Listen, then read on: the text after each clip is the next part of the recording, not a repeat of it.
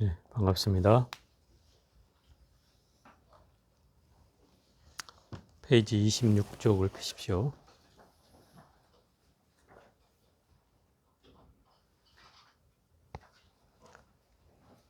제11품 보살행에 관한 내용을 전반부는 이제 했고요. 전반부를 요약하자면 보살행의 그 내용 가운데 부처님이 등장했고요. 여기에 중앙세계에 살고 있는 900만의 보살들이 이 사바세계로 내려왔어요. 그들이 유마와 이 사바세계에 대한 얘기를 나눈 후에 이 사바세계는 그 중생의 성정이 거칠고 완강해서 말을 잘 듣지 않고, 그죠? 그런 성정을 가진 사람들이 바로 이 사바세계에 살고 있다. 근데 이 사바세계 사람들은 그래서 다스리기가 무척 어려우나 석가모니 부처님께서는 그들을 포기하지 않고 그들의 근기에 맞게 또 근기에 맞추어서 여러 가지 방편을 시설해 놓았고 그걸 설명해 주고 계시는 장이다. 또 이 전반부에서는 그 불사라는 이름으로 부처님 일이라고 하는 것을 우리가 흔히 알고 있는 불사는 건물을 짓고 뭔가 부처님에 관한 부처님의 건물이나 내지는 뭐 탱화나 불상을 모시는 그런 정각을 세우는 것을 불사라고 우리는 얘기하지만 여기서 말하는 불사는 정신적인 것과 물질적인 것 모두를 포함한 것이다. 예를 들어서 정신적인 가치, 깨달음, 광명, 빛, 이런 걸로도 불사가 되고 또 심지어 우리가 가지고 있는 중생들이 가지고 있는 번뇌로서도 불사라고 할 수 있다. 그 번뇌를 저버리지 않는 것이 바로 불사의 하나다라고 얘기하고 있다 이 말이에요. 유마거사는 유마경에서 말하는 내용은 결국 그런 거죠. 어떤 걸 없앤다라고 하는 이런 것도 상이라고 얘기하는 거예요. 우리가 예를 들어서 깨달음을 얻기 위해서는 번뇌를 없애야 된다. 이렇게 얘기한다면 이것은 이 유마경에서는 그걸 상이라고 얘기한다 이 말이에요. 거기에도 걸리지 말아야 한다. 그래서 볼이라는 건 꼭 없애야만 하는 대상이 아니라 저 소승불교나 내지는 아함경이나 이런 소승경 초기 경전에서는 번뇌는 끊어 없애야 되는 거라고 얘기한다. 그렇지만 이 대승경전에 오면 번뇌가 곧 볼이다 이렇게 얘기한단 말이에요. 그럼 번뇌가 없으면 볼이도 없는 것이다 이 말이에요. 그러니까 번뇌의 존재는 고마운 존재인 거죠. 따져보면. 그죠? 그러니까 이게 무슨 얘기냐면 그럼 번뇌를 없애버리는 것이 아니다는 거죠. 그 대승불교의 수행 방법은 내가 알아차리는 것이지 그것을 없앤다고 생각하지는 않는다 이 말이에요. 더 정확하게 말하면 예를 들어 화두라는 삶에 들게 되면 화두라는 삶에 들게 되면 생각이란 놈은 오든 말든 상관없다 이 말이에요. 무슨 말인지 알아요? 내 생각이 일어났어. 왜 이러지? 라고 하는 이런 생각을 일으키는 게 아니라 오로지 화두에 들다 보면 화두를 놓치면 생각이 들어오는 거예요. 내가 놓쳤구나. 알아차리고 다시 화두를 들면 된다 이 말이에요. 생각이 나한테 장애가 되지 않는다 이 말이에요. 물론 생각은 공부를 해가는데 어려움을 주기는 하지만 그러나 그걸 통해서 결국 우리는 깨달음으로 나아가기 때문에 이 번뇌를 끊어낸다라고 이 대승불교에는 표현하지 않는다 이 말이죠. 그 번뇌를 통해서 깨달음을 얻는다라고 얘기하는 게 더 맞다 이 말이죠. 그런 의미로 이 모든 경계가 다 불사다. 불사함이 없다. 이렇게 얘기하고 있는 거예요. 그때 이 중앙세계에서 온 26쪽의 맨 아래쪽입니다.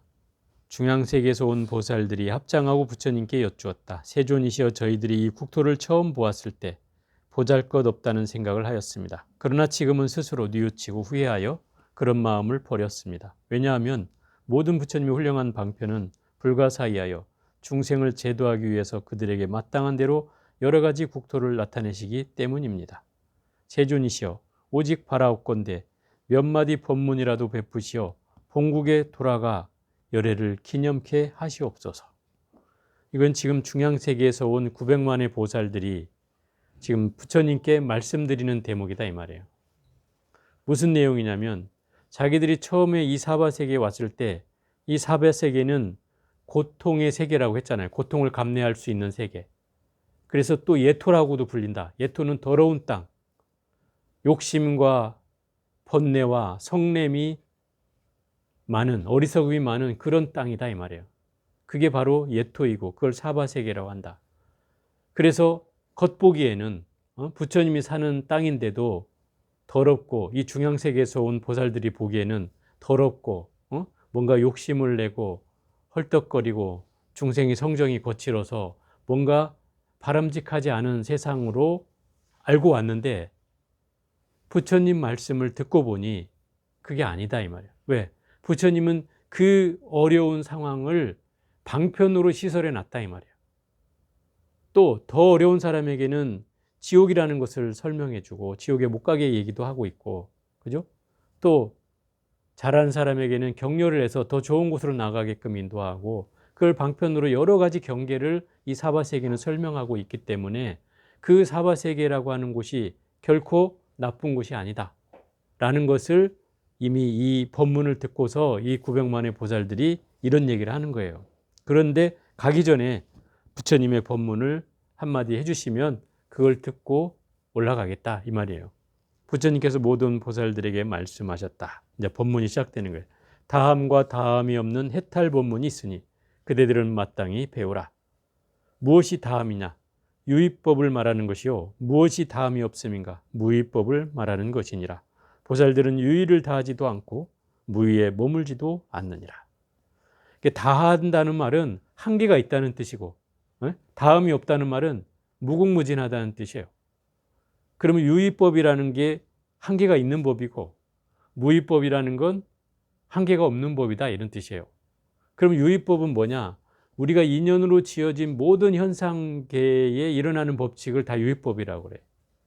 이 세상에서 일어나고 있는 모든 법칙, 예를 들어서 마음으로 일으키는 경계로 끊임없이 탐내고 성내고 어리석은 거 하며, 또 몸으로 짓는 업 가운데 살생하고 도둑질하고 사음하고, 또 입으로는 거짓말하고 꾸며 말하고 이간질하고 험한 말하는 이런 모든 경계가 다 유의법의 세계다 이 말이에요. 중생 세계에서 펼쳐지는 모든 현상계의 인연법이 다 이 유의법의 세계예요.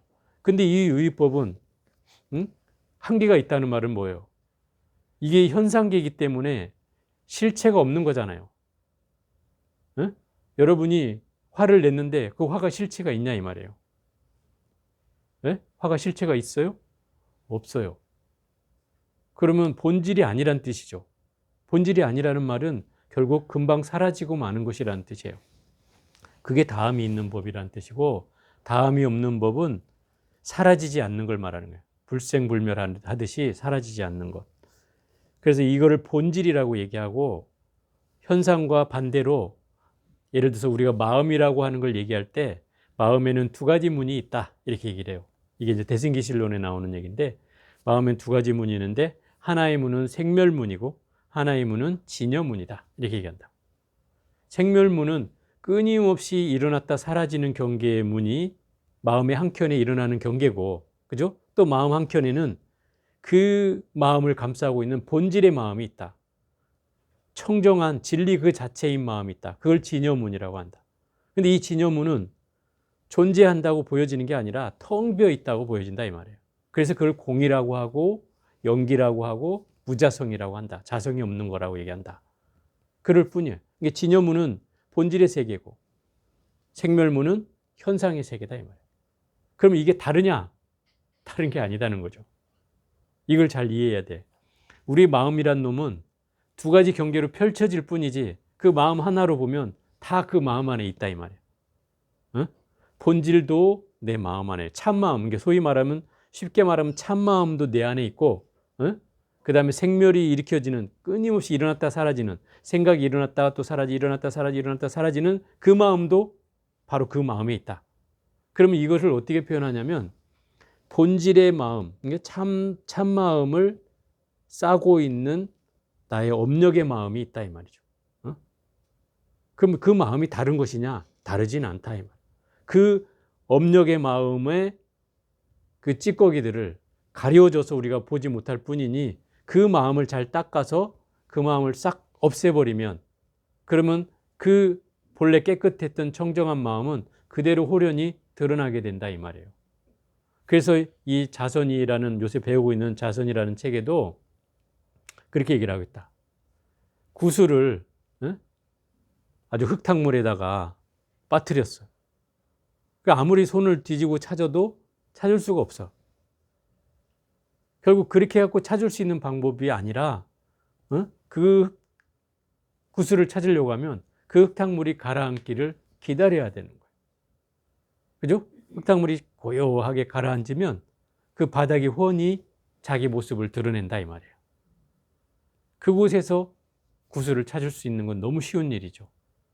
그런데 우리의 마음의 경계는 늘 이렇게 생멸의 그 경계가 일어나고 있기 때문에 생멸의 경계가 일어나는 것이 바로 이 흙탕물이 돼가는 것이다 이 말이에요. 그러면 흙탕물이 돼갈수록 내 마음은 드러나지 않는다 이 말이죠. 그러니 우리가 그 흙탕물을 어떻게 만들어야 돼? 깨끗하게 만들려면 마음을 고요히 가라앉혀야 된다. 이게 선정력이에요. 그 선정력에 의해서 지혜는 나오는 것이다 이 말이에요. 구슬을 찾는 방법은 바로 그 선정력에 의해서 가능하다. 수행하는 힘으로 그 흐트러진 그야말로 잡탕이 되어 있는 그 물을 가만히 고요하게 지켜봄으로 해서 그 마음이 홀연히 스스로를 드러내게 된다. 구슬을 우리가 보는 것처럼. 그게 마음의 모습이다. 참 마음은 결코 둘이 아니긴 하지만 우리에게 보여지지 않는 경계가 바로 거기서 나타난다 이 말이에요.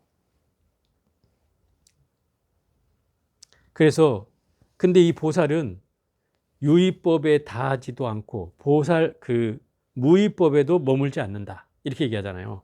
그러면 유의법에도 걸리지 않고 유의의 그 현상계에도 걸리지 않고 또 무의가 좋다고 하지만 그 무의에 머물지도 않는다는 거예요. 무의에 집착하지도 않는다 이 말이죠. 누가요? 보살이 그렇다는 거예요. 보살의 존재는. 그러니까 이 말을 쉽게 풀어보자면 중생계에 걸리지 않고 또 부처의 세계에 머물려고도 하지 않는다. 이런 뜻이요. 보살은. 그러면 어떻다는 말이에요? 중생을 외면하지도 않고 그렇다고 내가 깨달음으로 나가겠다고 하지도 않는다 이 말이에요. 그런 경계를 갖는 분이 보살이다. 그래서 무엇이 유의를 다하지 않음인가? 큰 사랑을, 대자라는 뜻이죠. 대자비. 큰 사랑을 여의지 아니하고 대비를 버리지 않으며 일체지를 구하려 하는 마음을 이렇게 한순간도 잊지 않으며, 일체지혜라고 하는 건 부처님이 얻으신 깨달음을 말해요. 그 깨달음을 마음을 일으켜서 한순간도 그것을 지혜를 얻고자 하는 마음을 잊지 않는다 이 말이에요. 중생을 교화하는 일에 게으르거나 싫어하지 않고, 중생을 교화하는 일에 싫어하지 않고 사서법에 따라 행함을 생각하며, 여기서 사서법이란 여태 오면서 여러 번 했는데 보시, 애어, 이행, 동사라고 하는 네 가지 중생을 섭수하는 가르침, 섭수하는 방법, 이 네 가지를 말한다. 더 쉽게 말하면 요즘 말로 하면 사람들을 선교하는 네 가지 전략, 기독교인들처럼 표현하면 그렇게 얘기할 수 있는 거다. 쉽게 말하면 이게 무슨 말이냐면 사람에게 부처님 가르침을 전해서 부처님 가르침을 믿게 하기 위해서는 첫째, 보시를 행하라. 보시는 많이 베풀라는 뜻이죠. 그게 물질적인 것이든 정신적인 것이든 또는 책이든 가능하다. 그래서 보시에는 사람에게 물질로 베푸는 것도 있지만 부처님 가르침을 전해준 것도 보시고 또 두려움을 없게 해주는 것도 보시다. 이게 중생을 포교하는 전략의 첫 번째고, 두 번째는 에어라는 것은 부드러운 말을 하라 이 말인 거죠. 부드러운 말을 해라. 거친 말보다는 부드러운 말로서 사람을 교화하라. 또 세 번째는 이행, 이로운 행위를 하라. 나한테도 이롭고 상대에게도 이로운 행위를 해라. 그게 세 번째고, 네 번째는 동사섭이라고 해서 그 사람이 하고 있는 일을 똑같이 행하는 거예요. 그런 얘기 들어봤어요? 예를 들어 그 사람이 노가다를 하고 있으면 내가 그 사람을 정말 포교를 하고 싶으면 그 사람 노가다를 같이 내가 하는 거예요. 같이 도와주면서 그 사람 일을 같이 하면서 같이 취미를 같이 하면서 그 사람에게 이 가르침을 전하는 방법이죠. 이런 훌륭한 가르침이 있음에도 불구하고 오히려 이 가르침을 쓰는 사람은 지금 가톨릭이나 교인들이 더 많이 쓴다 이 말이죠. 실제로 가톨릭의 그 예전에 제가 한번 얘기했잖아요. 그 로마 교황청에서 나온 비밀 문서에 사람을 선교하는 방법에 이 똑같은 방법이 있다니까. 그 사람에게 하나님 말씀을 전하고 싶거든. 먼저 그와 함께 같이 일을 하라. 이거요. 그리고 난 뒤에 그와 친해진 뒤에 하나님의 말씀을 전하라. 이게 이제 선교 방법이에요. 이 방법이 바로 여기에 나오는 방법이에요. 그런데 예를 들어서 반대로 그럼 성경에 이런 구절이 있는가? 저는 많이 성경을 읽어보지는 않았지만 제가 보기에는 없다고 보여지거든요. 그럼 결국 이 논리는 정작 부처님 가르침에서 나온 건데 쓰는 사람은 다른 사람이 사용하고 있다 이 말인 거예요. 우리는 이렇게 못해. 여러분 못하죠? 하라고 해도 못해. 이런 경계죠. 이 사서법에 따라서 행함을 생각하며 정법을 지키며 몸과 목숨을 아끼지 않으며 위법망구라고 하는데 내가 정법을 지금까지 불교 역사를 보면은 이 정법을 지키는 데 있어서 많은 사람들이 헌신을 했기 때문에 불법이 지금껏 유지되어 온 이유도 있다 이 말이에요. 무슨 얘기냐면 예를 들어서 우리 삼국시대에는 목숨을 걸고 유학을 다녀온 스님들에 의해서 불교의 학술적인 내용도 그렇고 신앙적인 내용도 그렇고 실천적인 가르침도 그렇고 훨씬 더 많은 가르침들이 유입되게 됐어요. 또 고려시대 때는 황금기를 이뤘죠. 국교가 이제 불교였으니까 엄청난 진화를 했어요. 그런데 이게 조선시대에 넘어오면서 이제 워낙 황금기를 누리면서 이제 소위 말하는 이제 타락되는 불교가 나타나기 시작한다. 고려 말에 거기서 다시 개혁된 이 조선이 등장하면서 불교가 다시 반대로 배척받게 된다. 그래서 500년이라는 세월 동안 이 절이라는 공간은 다 산속으로 숨어들게 되었다 이 말이죠. 물론 시내에 절이 없었던 건 아니에요. 시내에 절이 많았어요.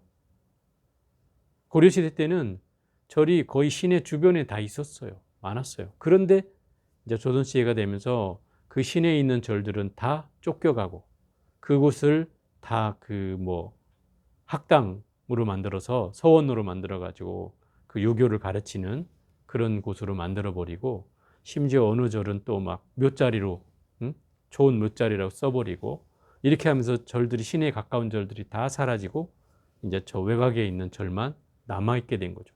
그래서 지금은 사람들이 하는 말로 풍수 좋은 곳에는 다 절이 있다 그러는데 사실은 그런 곳에만 남아있게 된 거예요. 절이라는 공간이. 그게 이제 현실이죠. 어찌됐든 그런 악조건 속에서도 스님들이 열심히 그 불법을 지켜왔기 때문에 결국 지금까지 이렇게 전해져 온 거죠. 또 선근을 심때 필요하거나 싫은 마음이 없으며 선근은 이제 부처님의 법을 좋아하고 그것을 전하려고 하는 그 종자를 말하는 거예요. 그 종자를 심때 필요하거나 싫은 마음이 없으며 마음은 언제나 방편으로 회양하는 데 머물러 있으며 법을 구하며 게으르지 않고 법을 사람이 인색하지 않으며 모든 부처님께 부지런히 공양하는 것이다. 결국 부처님께 공양 올리는 것은 우리가 흔히 올리는 헌공이라고 해서 공양물을 올리는 것만 얘기하지는 않는다 이 말이에요. 결국 부처님 말씀을 누군가에게 인색하지 않게 전하는 것도 또한 공양이고 또 사서법에 따라서 모든 중생을 구제하겠다고 생각하는 마음도 또한 공양이며 또 중생을 교화하는 일에 게으르거나 싫어하지 않는 마음도 또한 공양이고 한순간도 그런 잊지 않으면서 그 부처님의 지혜를 터득하겠다는 마음도 또한 공양이다 이 말이에요. 이렇게 공양은 이 정신적인 영역으로 펼쳐지는 모든 것도 불사와 같은 앞에서 얘기한 그 불사와 같은 모든 내용도 또한 다 공양에 해당된다 이 말이에요. 그러한 까닭으로 생사의 윤회에 들어가도 두려움이 없다. 누가 그렇다는 거예요? 보살이 그렇다는 거예요. 보살이. 생사윤회에 들어가도 두려움이 없어요. 왜 생사윤회에 들어갔는데 두려움이 없어요? 여러분들은 두려움이 없는 게 아니고 탐닉을 하겠지. 탐닉. 빠져드는 거. 중생기가 좋잖아. 그죠? 먹을 거 앞에서 너무나 기쁘고, 자는 거 앞에서 또 너무나 심취하고 하는 이런 경계가 나오잖아요. 그러면 이런 경계가 우리가 생사윤회에 들어있지만 좋은지 나쁜지도 모른 채 살아가잖아요. 근데 이 보살은 거기에 걸리지 않는다는 뜻이죠. 생사윤회에 내가 본래로 이 보살은 오고 싶어 왔단 말이에요. 여러분은 오고 싶은지도 모르고 왔어. 그렇지만 보살은 내가 이 중생을 구제하겠노라 하고 서원을 세우고 왔기 때문에 그 생사윤회 현장에 와 있어도 그게 괴로운 일이 아니다 이 말이죠. 두려움이 없고 영화로움과 욕 때문에 기뻐하거나 근심하지 않으며 이게 부귀와 뭐 이런 게 주어져도 그 기뻐하지도 않고 또 나한테 욕되게 뭐 굴욕을 줘도 그것 때문에 근심하지 않으며 또 공부하지 않는 사람을 업신여기지 않고 또 공부하지 않는다고 해서 그 사람을 나무라지 않고 또 공부하는 사람은 부처님처럼 존경한다. 번뇌에 떨어진 사람은 정념을 일으키게 하고 멀리 여인 즐거움을 귀하게 여기지 않으며 자신의 즐거움에 집착하지 않고 남의 즐거움을 기뻐하느니라. 내 즐거움은 집착하지 않지만 남의 즐거움은 기뻐해 준다 이 말인 거예요. 이게 보살의 마음이죠. 보살은 자기는 희생하면서 남을 더 좋게 해주는 사람이기 때문에 결국 보살이라는 존재는 이 시대에 제일 필요한 사람이죠. 모든 선정에 있으면서도 지옥과 같이 생각하고, 이게 재밌는 대목이에요. 선정을 행하고 있으면서도 그것을 지옥과 같이 여긴다는 말이 무슨 말일까요? 이게 선정은 이 수행자에겐 또 보살에게는 선정에 들었다 하면 삼매에 들어가는 거예요. 그러겠죠? 집중력이 좋으니까 삼매에 들어간단 말이에요. 근데 그 삼매에 들어가면 어떻겠어요? 자꾸 안 빠져나오고 싶은 거죠. 안 나오고 싶은 거죠. 너무 좋으니까. 그걸 지옥처럼 여긴다는 건 무슨 얘기예요? 거기에 집착하지 않는다는 거예요. 선정에 들어가도 거기에 막 더 선정을 하려고 하거나 더 삼매에 들려고 하는 그런 경계에 집착하지 않는다 이 말이죠. 보살은. 생사윤회 가운데서도 꽃동산을 관상하듯 즐기며 그러니까 생사윤회 속에 있어서도 크게 거기에 개의치 않는다 이 말이죠. 찾아와 구하는 사람을 보면 선지식으로 생각하고 뭔가 공부를 하려고 하는 사람을 보면 선지식으로 생각하고 소유한 것을 모두 버려 일체의 지혜를 갖출 것을 생각하며 내가 뭔가 모든 소유물을 가지고 있는 것을 다 버려가지고 오로지 지혜를 갖출 것으로만 여긴다. 계율을 범한 사람을 보면은 그 사람을 어떻게든 구제할 생각을 일으키고 모든 바람일을 부모같이 생각하며 모든 바람일은 이런 거죠. 보살의 실천 덕목을 대표적으로 들어라 그러면 육바람일을 드는 거예요. 보살의 실천 덕목. 보살이 실천해야 될 6가지 덕목이 있는데 그게 바로 육바람일이에요. 그 육바람일이 뭐예요? 보시, 지계, 인욕, 정진, 선정, 지혜. 이 6가지잖아요. 이걸 완성하는 것이 보살의 사명이에요. 늘 끊임없이 베풀고 베푸는데 또 거기에 상을 갖지도 않아. 집착하지도 않아. 또 계율을 청정히 지키면서도 계율에 걸리지도 않아. 또 정진을 인욕을 하면서도 그 인욕에 머무르지도 않고 또 정진을 하면서도 정진에 빠지지도 않고 또 선정을 하면서도 선정에 걸리지도 않아. 이런 경계를 가진 분이 바로 보살이다 이 말이에요. 그래서 제가 맨날 이 유마경에서 제일 많이 했던 말이 그거잖아요. 해도 한 바가 없이 하는 거다. 그죠? 해도 한 바가 없이 하는 거. 어디에도 자취를 남기지 않고 머물지 않는 마음을 일으키는 것이다. 그런 마음을 우리는 배워야 한다. 37조도품은 권소까지 생각하고 37조도품이 뭐냐면 뭐 사념처, 뭐 오근오력 또 뭡니까? 뭐 칠각지, 팔정도 뭐 등등의 수행을 할 수 있는 깨달음을 얻을 수 있는 수행 단계 가운데 도움이 되는 37가지의 방법이에요. 그것을 총망라해서 37도덕품이라고 해요. 그러면 깨달음을 얻기 위해서 필요한 수행 방법이라는 뜻이죠. 그러면 그런 수행 방법이 뭐까지 생각해? 내 가족처럼 생각한다. 권속이라는 말은 내 가족처럼 생각하고, 선거를 행하면은 제한이 있지 않으며 온갖 정토에 장엄한 곳으로 자신의 불국토를 성취하고, 한량없는 보시를 행하며 상호를 갖추고 모든 악을 버려 신구의 삼업을 청정히 하며, 한량없는 생사에도 뜻을 두어 용감하고 부처님 무량한 공덕을 듣고는 뜻을 두어 게으르지 않으며, 또 지혜의 칼로서 번뇌의 도적을 물리치고 오온 18계 12처에서 벗어나 중생을 책임져 영원히 해탈시키며. 여기서 오온 12처 18계는 무슨 얘기냐면, 오온은 뭐예요? 색수상 행식이 오온이에요. 어? 우리 인간의 구성이 물질과 정신의 세계로 이루어졌다. 근데 안이비설신이는 육군이라고 하고, 그죠? 안이비설신은 육군이라고 하고, 그것의 대상인 색성양 위촉법은 육경이라고 한다. 이 육군과 육경이 만나면 그것을 12입처라고 한다. 12처 또는 12입처라고 해요. 12가지의 경계가 벌어지죠. 그죠? 눈으로 색을 보고 좋다, 나쁘다, 싫다 하는 경계가 일어나고, 귀로 소리를 듣고 뭐 좋다, 싫다, 그렇지도 않다라는 게 나타나잖아요. 그러니까 눈으로 색을 보고 일으킨 인식을 안식이라고 해요. 안식. 눈을 통해서 일어난 인식이 생겨났다 이 말이에요. 안식. 또 귀를 통해서 소리를 듣고 일어난 인식을 이식이라고 하고, 또 코를 통해서 생겨난 냄새를 통해 일어난 인식을 비식이라고 하고, 또 혀를 통해서 일어난 인식을 설식이라고 하고, 몸을 통해서 일어난 인식을 신식이라고 한다. 그리고 생각을 통해서 일어난 인식을 의식이라고 하는데, 이 6개의 식을 육식이라고 한다. 그러면 육근, 육경, 육식을 합치면 이것을 18계라고 한다. 18계라고 붙은 것은 세계란 뜻인데, 불교의 세계관은 바로 여기에서 다 벌어지는 것이다.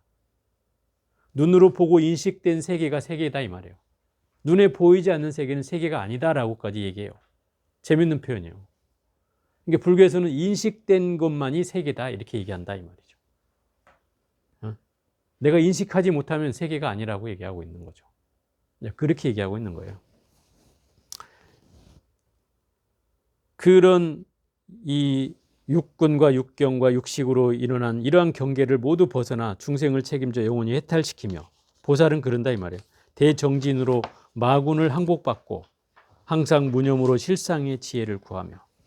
이 무념으로라고 하는 것은 그 일념이 사무쳐서, 일념 한 생각이 사무쳐서 어떠한 경계도 들어오지 않고 오로지 그 한 생각이 빠져들어가다가 그 생각마저 내려놓는 단계가 바로 무념이에요. 그 무념의 경계에 이르면 실상의 지혜를 얻는 일은 쉬운 일이죠. 욕심을 적게 하고 만족할 줄 알면서도 세간법을 버리지 않고, 유의법을 훼손하지 않으면서 세속법을 따르며. 그러니까 이 세간법이라는 건 중생이 사는 세계를 말하고, 나머지 세계는 불보살의 세계인데, 그 두 가지 세계를 넘나들면서도 어디에 걸리지 않는다 이런 뜻이에요. 신통과 지혜로서 중생을 인도하고 기억하는 총지를 얻어 들은 바를 잊지 않느니라. 그러니까 총지라고 하는 건 우리가 다란이를 통해서 얻어지는 그 기억력을 말하는 거예요. 그래서 잊지를 않는. 지장경에도 나오잖아요. 뭐 지장경 열심히 하면 불망념지를 얻는다. 잊어버리지 않는 지혜를 얻는다. 뭐 이런 말 하죠. 경전에는 다 이런 말들이 있어요. 바로 이 경전에서 지금 얘기하고 있는 거예요. 잊지를 않는다. 그러니까 우리가 이 얘기는 무슨 얘기냐면 이렇게 들어봐야 돼요. 공부를 많이 해가지고 내 업장이 소멸되고 하다 보면, 우리의 그 업력이 없어지면서 나의 본연의 청정한 기운이 드러나게 되고, 그 청정한 기운이 드러나면서 과거에 행해졌던 수행력이나 과거에 내가 공부했던 그런 전력들이 고스란히 나한테 다시 드러나게 된다. 그래서 내가 몰랐던 능력들이 막 생겨나는 거죠. 그래서 그 젊은 친구들, 어린 아이들이나 젊은 친구들 가운데 그런 아이들이 있어요. 공부를 잘하는 애들을 보면 막 그 책을 열심히 봐서 공부를 잘하는 애도 있지만 어떤 애들은 핑팅 노는데도 공부를 잘해. 그 왜 잘하는 걸 보면 이런 애는 책을 이렇게 보고 휙 넘긴대잖아. 이렇게 뭐 속독하듯이 만화책 보듯이 휙 넘기는데 나중에 머리에 다 찍혀 있는 거야. 그게 장면 사진으로 찍히듯이. 예? 그게 이제 불망념지가 그런 거예요. 딱 사진으로 찍힌 듯이 찍혀 있어. 그래갖고 내가 막 문제가 딱 나오면 책에 몇 페이지 몇 줄 딱 그게 딱 떠오르는 거야. 그래서 그걸 그냥 그대로 쓸 수 있어지는 거죠. 마치 보고 쓰듯이. 그런 게 불망념지인 거예요. 그러니까 우리가 그런 경계를 얻으려면 내가 무수한 세월을 닦아야 되는 거예요. 이게 하루아침에 되는 게 아니고. 무수한 세월을 닦아야 돼. 그 세월이 닦여서 지금 그런 사람이 나타났다는 것은 그 사람은 과거생에 얼마나 많은 그 업력을 닦았겠냐 이 말인 거죠. 그래서 그런 거예요. 그래갖고 제가 얘기 들은 바로는 외국에 유학을 간 두 아들이 있는데, 예? 한 놈은 그냥 책상에 앉아서 하루에 거의 24시간 가운데 잠자는 시간 빼놓고는 거의 책상에 앉아있다. 학구파, 노력파죠. 막. 맨날 공부만 안 되는 거예요. 근데 한 놈 둘째 아들은 맨날 탱자탱자 놀아. 맨날 게임하고 TV 보고 뭐 지 하고 싶은 거 취미생활하고 그러고 놀아. 그리고 시험 문 닫히면 한두 시간 공부 안 되는 거예요. 책상에 앉아서 보는 거 보면 한두 시간 딱 공부했는데 결과는 이 둘째가 훨씬 성적이 잘 나온다는 거죠. 그 엄마는 너무 신기한 거죠. 우리 아들이 이렇게 열심히 하는 아들은 항상 성적이 뭐 상위권에는 속하지만 만족스럽지 않은데 이 둘째 아들은 맨날 탱자탱자 노는데도 나중에 시험을 치면 이 성적이 완전히 뒤바뀌어서 나온다는 거예요. 그래서 언젠가 한번 물은 거예요. 대체 이게 무슨 이유냐? 그때 제가 이런 얘기를 해준 거죠. 이 아이는 과거에 그런 기억력을 가지고 있는 아이다. 그렇기 때문에 이런 아이는 정말 천에 하나인데, 만에 하나요. 천에 하나, 만에 하나. 있을까 말까 한 애죠. 그런데 이런 애가 있다. 이런 애는 책을 보면 그냥 딱 프린트가 되듯이 딱 내 머리에 찍힌다. 사진을 보듯이 찍혀가지고 딱딱딱딱 뭐 대충 봤는데도 그게 딱 찍혀서 내가 기억하는데 너무나 큰 작용을 하게 되는 거죠. 그걸 불망념지라고 하는 거예요. 그래서 잊어버리지 않는 거예요. 그렇다고 해서 뭐 쓸데없는 얘기까지 다 기억한다고 해서 그 불망념지는 아니다 이 말이야. 내가 듣지도 말아야 될 얘기, 괜히 또 마음에 걸린 얘기만 기억하잖아 우리는 또. 정작 기억해야 될 책 내용은 기억 못하고 남의 말한 게 걸려가지고 거기에 이제 또 우리가 마음이 괴로워진다 이 말이죠. 정작 우리는 이 부처님 말씀을 더 기억하려고 노력을 해야 돼. 그래야지 이런 불망념지에 우리가 좀씩 가까워질 수가 있다. 모든 근기를 잘 분별하여 중생의 의심을 끊고 즐겁게 설하는 변제로 걸림없이 법을 펼치며 10가지 선한 일을 청정히 닦아 청상과 인간의 복덕을 얻고 10가지 선한 일은 십선업을 말하는 거예요. 십선업이란 살생하지 않고 도둑질하지 않고 사음하지 않고 거짓말하지 않고 꾸며 말하지 않고 이간질하지 않고 험한 말하지 않고 탐내고 성내고 어리석지 않은 것. 그 10가지가 십선업이에요. 그게 십선계라고도 하죠 우리는. 그걸 하면은 천상과 인간의 복덕을 닦는다. 인천에 태어날 수 있는 복을 얻어요. 그 십선계만 닦아도. 그래서 십선계만 잘해도 우리 사람으로 태어날 확률이 높다 이 말인 거죠. 사무량심을 닦아 범천의 도를 열며 부처님께 설법을 권청하고, 사무량심은 자비희사 말이에요. 범천의 도를 열며 부처님께 설법을 권청하고 타인의 착한 일을 기뻐하고 찬탄하며 부처님의 훌륭한 음성을 얻고 신고의 사모입이 선하여 부처님의 위의를 얻으며 선법을 깊이 닦아 행하는 바가 수승하고, 이 선법이라고 하는 것은 아주 훌륭한 법이라는 뜻인데 보살이 행할 수 있는 훌륭한 법 지금 여기서 다 나왔어요. 욕바라밀, 그 다음에 십선업, 그 다음에 사무량심, 사서법 앞에 다 나왔죠? 이러한 것들이 바로 보살의 선법이에요. 보살이 갖춰야 될 훌륭한 선법. 그러니까 결국 육바라밀과 십선업과 사서법과 사무량심을 닦아서 수행하고 수승하고 대승의 가르침으로 보살성을 성취하며 마음에 방이람이 없어서 모든 선을 일치하느니 이런 법을 닦아 행하는 것을 이름하여 보살의 다음이 없는 유의법이라 하느니라. 다음이 있는 유의법인데 보살은 다음이 없는 유의법을 닦는다 이 말이에요. 그 경계를 지금 설명하고 있는 거예요. 그 다음은 보살이 무엇이 무의법에 머무르지 않는 것인가. 공을 닦아 배워도 공으로서 깨달음을 삼지 않으며 공을 닦아도 공에 걸리지 않는다 이 말이죠. 무상무작을 닦아 배워도 무상과 무작으로 깨달음을 삼지 않고 무기를 닦아 배워도 무기로서 깨달음을 삼지 않으며 무기라는 건 인연법으로 생겨나는 것이 없는 걸 말하는 거예요. 인연법이 아닌 것, 인연법이 없는 것.